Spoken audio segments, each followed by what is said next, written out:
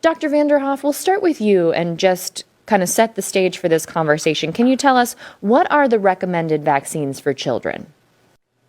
Well, if we're looking at entry into schools, so the kindergarten vaccine requirements in Ohio, there are a grouping of 5 vaccine types that people are probably pretty familiar with. The first is the DTaP, which is diphtheria, tetanus, and pertussis.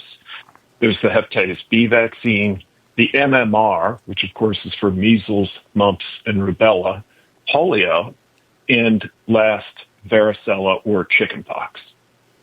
If I want to ask you now, we've talked about measles and what that's looking like here in Ohio.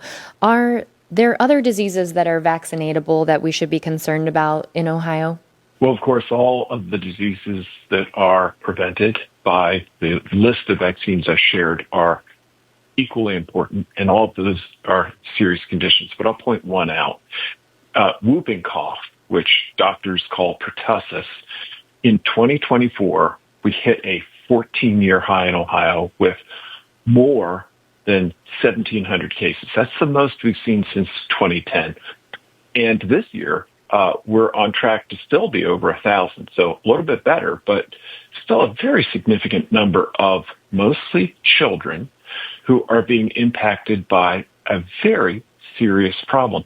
Now, for many people, the whooping cough will start as a fairly common cold and then develop into a bad cough.